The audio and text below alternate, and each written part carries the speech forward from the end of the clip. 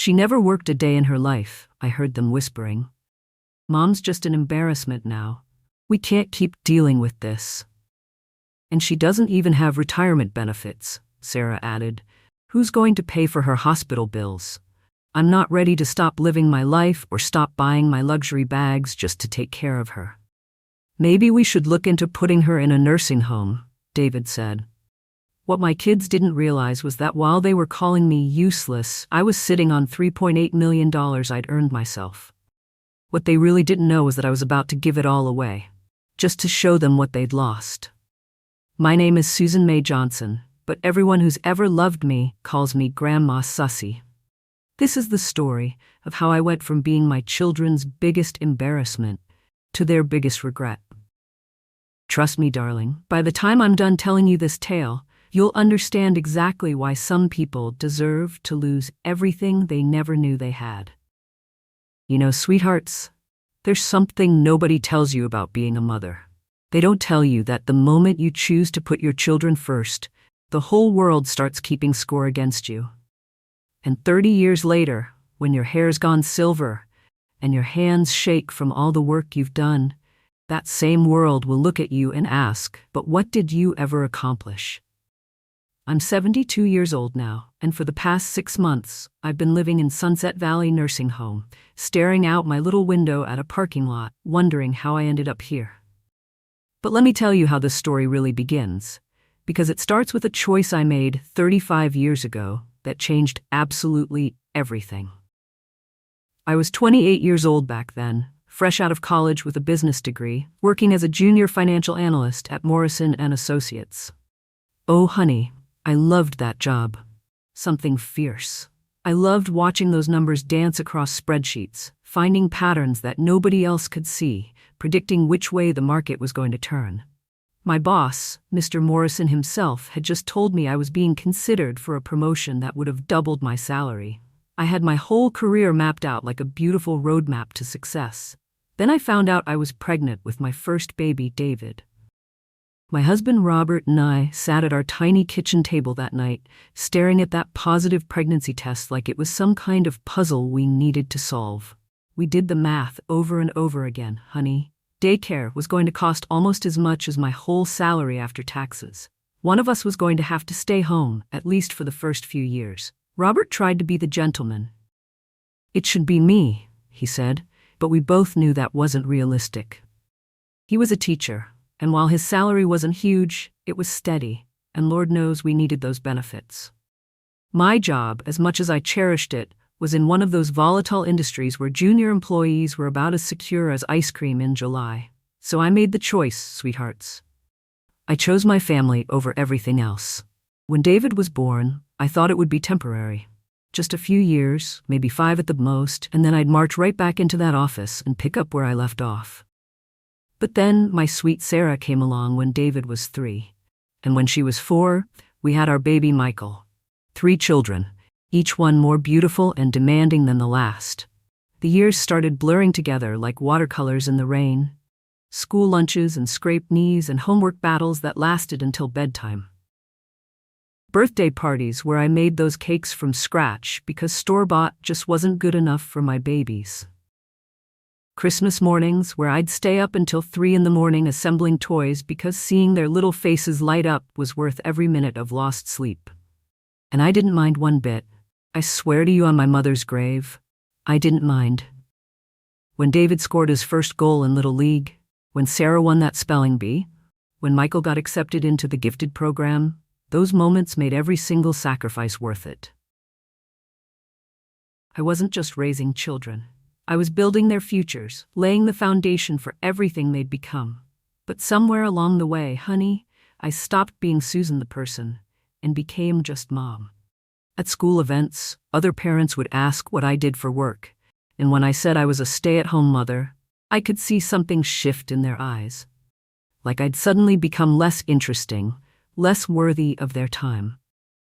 "Oh, how nice that you don't have to work," they'd say, as if raising 3 children was somehow the equivalent of a 30-year vacation at the beach. The children grew up, just like children do. David became a cardiologist, brilliant and successful, with a house in the suburbs that's worth more than most folks make in a lifetime. Sarah became a corporate lawyer, sharp as a tack, commanding respect in boardrooms all across the city. Michael went into technology, some kind of software engineering that I don't fully understand, but apparently pays him enough to drive a fancy car and take vacations to Europe. I was so proud, sweethearts. So incredibly, bone-deep proud. I'd done it. I'd raised 3 successful, educated, accomplished adults who were making their mark on the world. Every sacrifice was worth it. But then Robert died. Heart attack at 67, sudden as a summer storm and twice as devastating. One day we were planning our retirement, talking about maybe traveling, maybe finally taking that trip to Ireland we'd always dreamed about. The next day, I was standing in a funeral home picking out caskets and trying to figure out how to live on just his teacher's pension. That's when the conversations started, honey. The conversations that would break my heart into pieces so small I thought they'd never fit back together. Mom, we need to talk about your finances, David said one evening, sitting in my living room with Sarah and Michael flanking him like some kind of intervention committee. I'd made them dinner, pot roast with all the fixings, their favorite when they were little, and they'd barely touched it. They were too busy looking at papers, documents, calculations they'd apparently been working on behind my back for weeks. Your Social Security is only $800 a month, Sarah said, using that crisp lawyer voice that could cut glass. Dad's pension gives you another $1,200. That's barely $2,000 a month, Mom. He never worked outside the home, Sarah continued with that sharp lawyer voice. You don't have a 401k? You don't have any real savings? You don't have any kind of retirement plan? We simply cannot afford to support you indefinitely. Never worked outside the home. Those words hit me like a physical slap across the face, sweethearts. Never worked. As if the countless sleepless nights I'd spent nursing them through fevers meant absolutely nothing.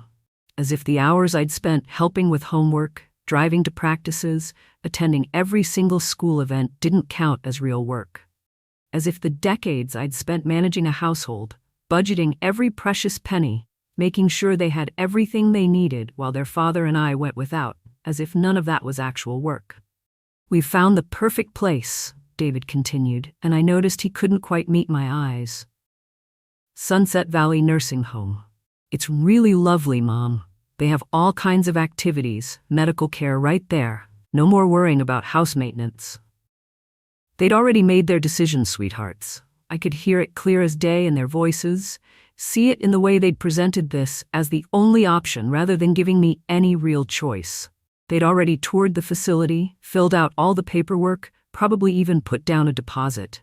They'd calculated my worth down to the very last dollar, sweethearts, and I'd come up terribly, heartbreakingly short. Have you ever felt like all your sacrifices went completely unnoticed by the people you love most in this world? I'd love to hear your story in the comments below, my darlings.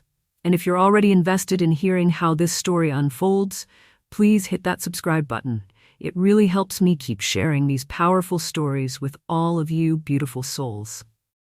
At Sunset Valley, life settled into a routine faster than I ever expected. Breakfast at 7:30 sharp, medication time at 9, morning activities at 10.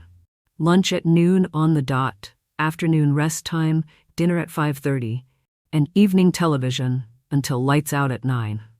It was like being back in kindergarten again, honey, except instead of nap time and finger painting, we had blood pressure checks and bingo games that lasted forever. For the first month, I mostly kept to myself. I'd sit in that common room reading library books, eat my meals in silence, and spend hours upon hours staring out my little window at that parking lot, watching cars come and go, watching other people's families visit while mine stayed busy with their oh-so-important lives. David called every Sunday like clockwork, brief conversations where he'd ask about my health and tell me about his latest medical conference. Sarah called on Wednesdays, usually from her car between client meetings, asking if I needed anything from the outside world.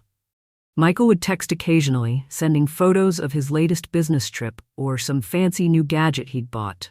They were checking boxes, sweethearts. fulfilling their obligations, making sure they could tell themselves they were good children who stayed in touch with their poor old mama.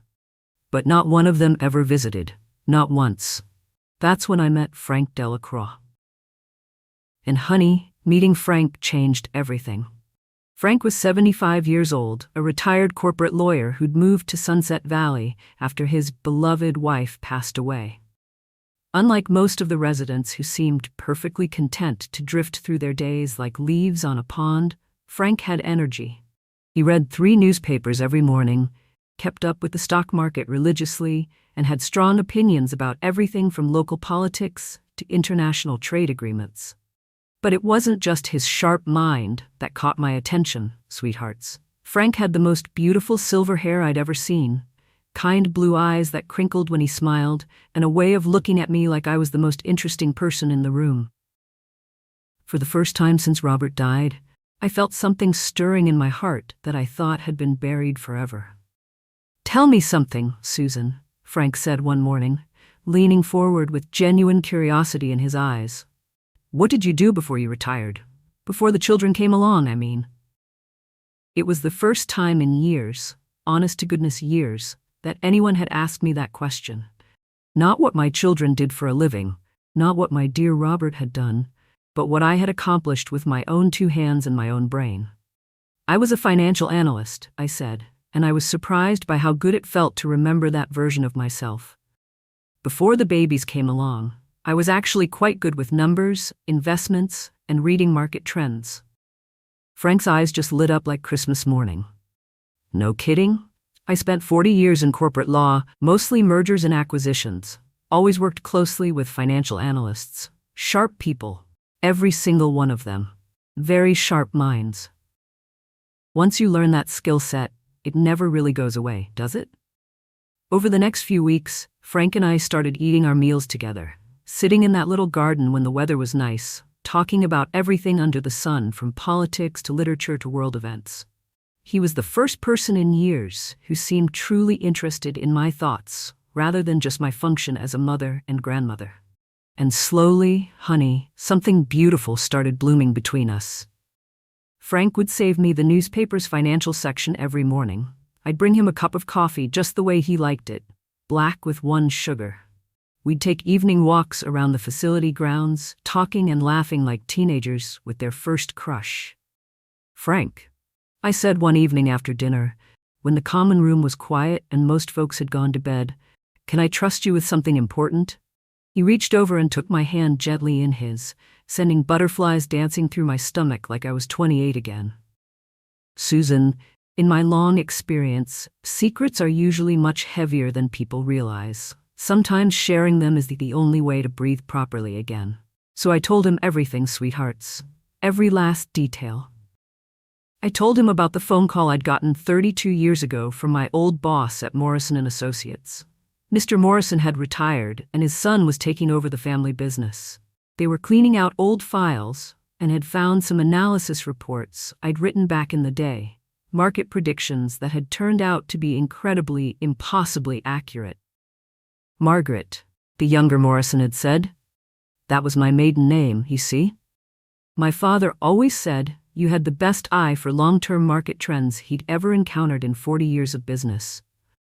If you ever want to get back into financial planning, even just part-time consulting, we'd love to have you work with us again.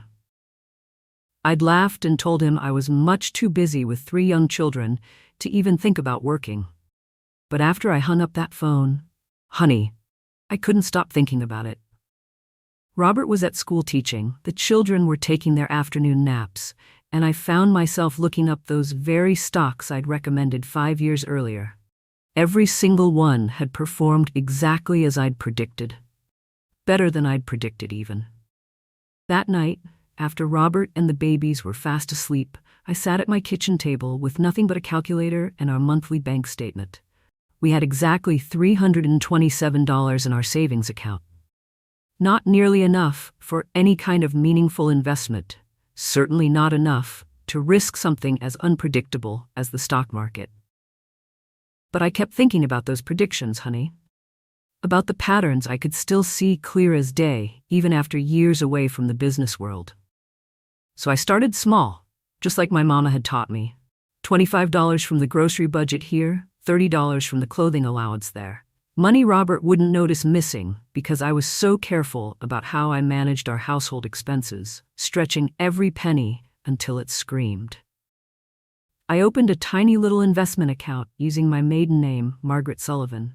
I told myself it was just a hobby, just a way to keep my mind sharp while I was home with the children all day. My very first investment was in a small pharmaceutical company that was developing a revolutionary new diabetes medication. I'd seen the research, understood the market potential, recognized all the signs of a company positioned for incredible growth. I bought exactly $50 worth of stock and watched it triple in value over 6 months. I reinvested every penny of those profits, and then I reinvested those profits too. And slowly, carefully, secretly, I started building something beautiful. For 30 long years, sweethearts, while my children were growing up, thinking their mama was just a housewife who never worked a real day in her life, I was quietly becoming one of the most successful individual investors they'd never heard of. I specialized in long-term growth stocks, companies I truly believed in, technologies I could see changing the world before most people even knew they existed. I bought Apple when it was still just a struggling computer company that nobody took seriously. I bought Google before most people even knew what it was supposed to do. I bought Amazon when folks thought selling books online was the craziest idea they'd ever heard. I never touched that money, honey. Not once in 30 years. Never used it for family vacations or household expenses or anything that might reveal its existence. I let it grow and compound and multiply like a beautiful garden, telling myself it was for emergencies, for retirement, for the security my family might need someday. By the time my dear Robert passed away, my secret portfolio was worth $1.2 million. By the time my children stuck me in Sunset Valley and called me their embarrassment, it was worth $2.8 million. Frank listened to my entire story without saying a single word, his expression shifting from surprise to amazement to something that looked almost like pride. When I finished, he leaned over and kissed my forehead so gently it brought tears to my eyes. "Susan," he said quietly, "do you have any idea what you've accomplished here? A nearly $3 million portfolio built from grocery money and pure financial intuition? That's not luck, sweetheart. That's absolute genius." "Why didn't you tell your children about this?" Frank asked gently, still holding my hand. "Why let them think you're some kind of financial deadweight when you're actually wealthier than all of them put together?" It was such a good question, and I wasn't sure I had a good answer. Part of it was pure habit. I'd been keeping this secret for so long it felt as natural as breathing. Part of it was fear. What if I'd made some terrible mistake somewhere along the way? What if the money wasn't really real? What if I'd misunderstood something critically important? But mostly, if I'm being completely honest, it hurts. If I'd told my children about the money, they would have treated me differently overnight. They would have been fascinated by my opinions, respectful of my intelligence, eager to include me in their lives and their decisions. But that would have meant they loved my bank account, not me. The way they'd treated me, like an embarrassment, like a disappointment, like someone whose only value was the problem she represented, that showed me exactly how they truly saw me as a human being. Without money to change the equation, they'd revealed their real feelings about their dear old mama. "Frank," I said, looking into those kind blue eyes that had brought such unexpected joy into my life, "I think it's time I made some serious changes." He smiled at me with that wonderful smile of his, and for the first time since Robert died, I felt like someone truly saw me for who I really was. "What did you have in mind, beautiful?" Beautiful.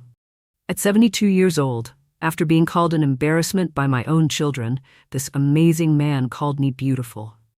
Have you ever kept a secret that would completely change how people saw you? What would you do if you discovered that someone you'd been underestimating was actually far more successful than you ever imagined? Let me know your thoughts in the comments, sweethearts, and make sure you hit that subscribe button, because Susan's next move will absolutely shock her children to their very core. Well, honey, Frank and I spent the next 3 weeks planning like we were generals preparing for the most important battle of our lives. He'd brought his laptop computer to Sunset Valley, and during those quiet afternoon hours when most residents were taking their naps, we'd sit in the small business center reviewing my entire portfolio and analyzing every single one of my holdings, discussing strategy like the financial professionals we'd once been. But we weren't just planning my financial future, sweethearts.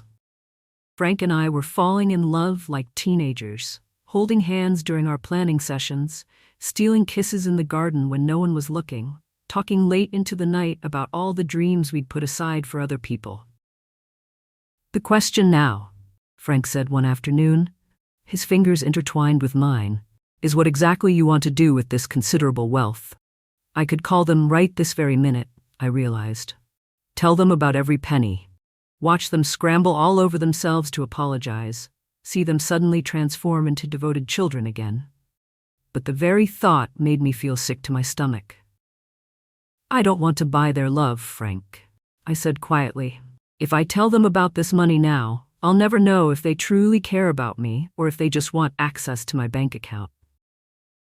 I want them to learn something important," I said finally, feeling strength flow back into my voice. "I want them to understand that a person's value isn't measured by their bank account or their job title or their ability to pay their own way. And I want to make absolutely sure this money goes to people who actually deserve it." Frank brought my hand to his lips and kissed it gently. "And what about us, Susan? What about this beautiful second chance we've found together?" My heart just about burst with happiness, honey. At 72, when I thought my life was over, when my own children had written me off as a burden, I'd found love again with the most wonderful man. The plan we developed was elegant in its beautiful simplicity, sweethearts. First, I would establish the New Beginnings Foundation for single mothers, endowed with a full $1.5 million. The foundation would provide college scholarships, career training, and emergency financial assistance to women who were raising children alone. Women exactly like I'd been, who'd sacrificed their own advancement for their families and found themselves judged for it. Second, I would donate $500,000 to establish the Robert Johnson Memorial Reading Program at our local elementary school. The program would provide books, reading specialists, and literacy support for children from low-income families. Third, Frank and I would move together to Golden Years Estate, the most exclusive and luxurious senior living community in the entire state. They had beautiful couples apartments where we could start our new life together. The remaining $800,000 would be placed in a secure trust to cover my care for the rest of my natural life, with any leftover funds going directly to the foundation after my death. My children wouldn't inherit a single penny, honey. Not one. "Are you absolutely certain about this, Susan?" Frank asked as we sat in the Sunset Valley garden, reviewing the final legal documents one last time. "Once you sign these papers, there's no going back." I thought about David, rushing through our phone calls like I was just another item on his medical to-do list. I thought about Sarah, checking her emails while driving me to your nursing homes like my feelings didn't matter at all. I thought about Michael, too busy with his important technology projects to visit his own mother even once in 6 long months. Then I looked at Frank, this wonderful man who'd brought such unexpected joy and love into my life, who saw me as a brilliant, capable, beautiful woman instead of an embarrassment to be managed. "I'm certain, Frank," I said, picking up that pen with steady hands. "If they wanted my money, they should have tried to be better children." I signed those papers on a Tuesday morning in October, exactly 6 months after my children had dropped me off at Sunset Valley and driven away without so much as looking back. But I had one more decision to make, sweethearts. I pulled out my phone and blocked all 3 of my children's numbers. David, Sarah, and Michael, blocked completely. They'd made it clear I was nothing but an inconvenience to them, so I decided to give them exactly what they wanted, a life without their embarrassing mother in it. My children were about to discover that their embarrassment of a mother had actually been the most successful investor in the entire family, had found love again with a wonderful man, and had chosen to cut them out of her life completely. And they were going to find out the same way everyone else did, by reading about it in the morning newspaper. If you discovered that your elderly parents had secretly built millions while you were treating them like a disappointment, how would you react? What would you want them to say to you at that moment? Share your thoughts below, my darlings, and don't forget to subscribe, because Susan's children are about to get the shock of their lives, and their reactions will leave you absolutely speechless. Well, sweethearts, that story broke on a Wednesday morning in November, and let me tell you, it was something to behold. Local woman establishes multi-million-dollar foundation. Read the headline in our City Herald, with a big, beautiful photo of me and Frank shaking hands with the mayor himself at the foundation announcement ceremony. I was sitting in our gorgeous new couple's apartment at Golden Years Estate when Frank told me my old phone was ringing off the hook.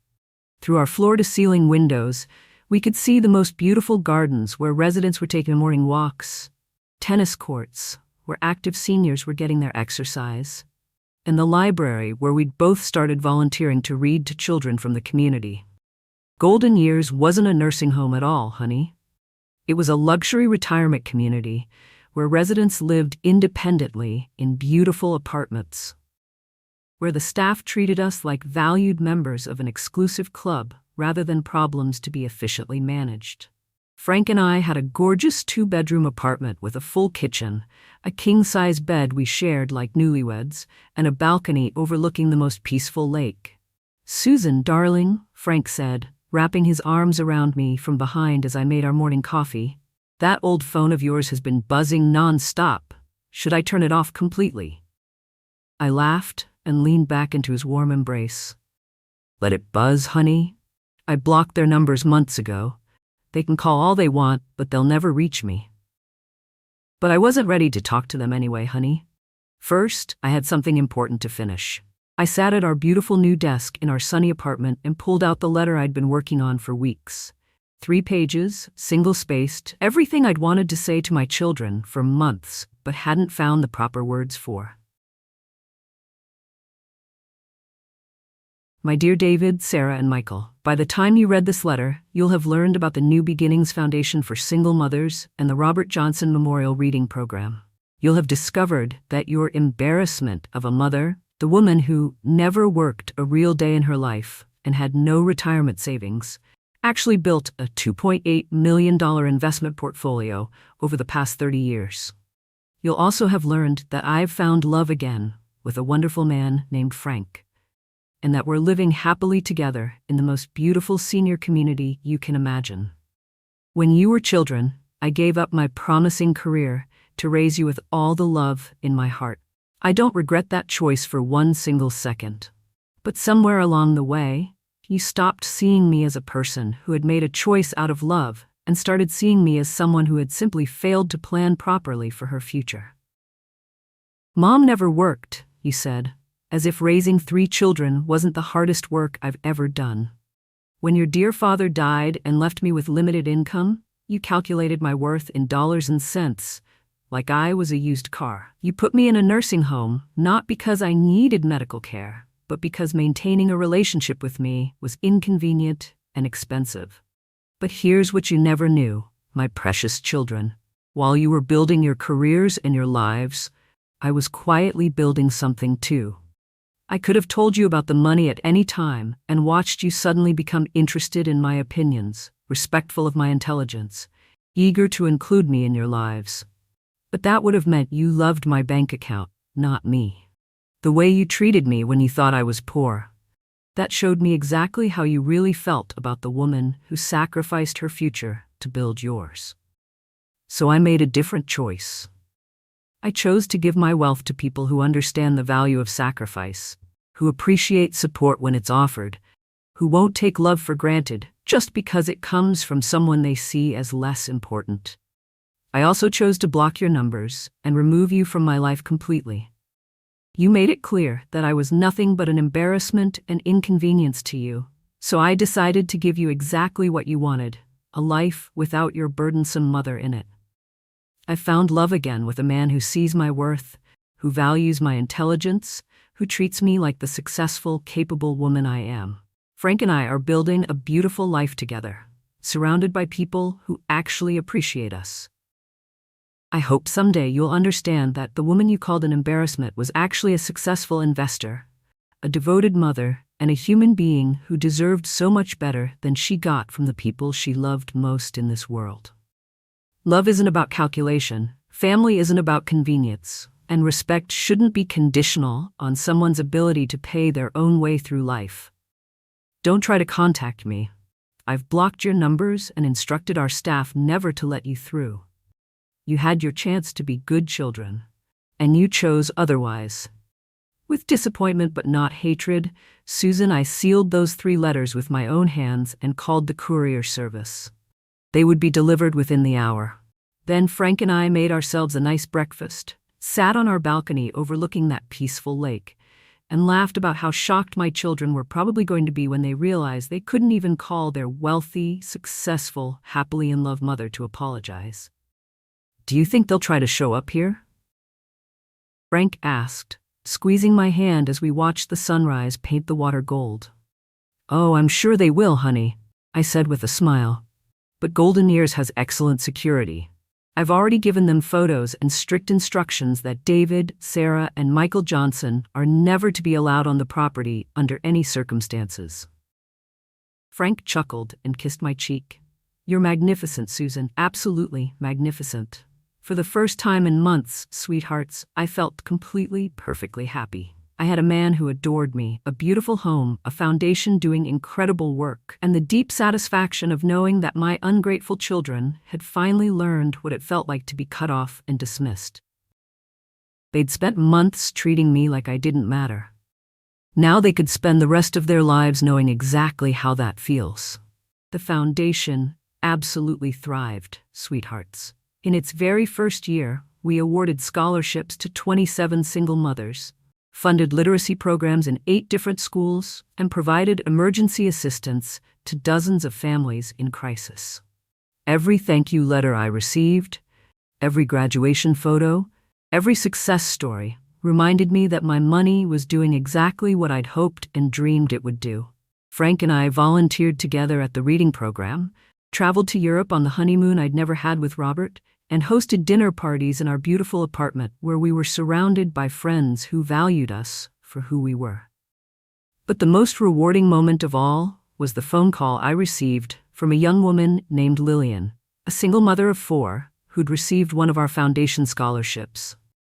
Mrs. Johnson, she said, her voice full of emotion, I just wanted you to know that because of your scholarship, I was able to finish law school.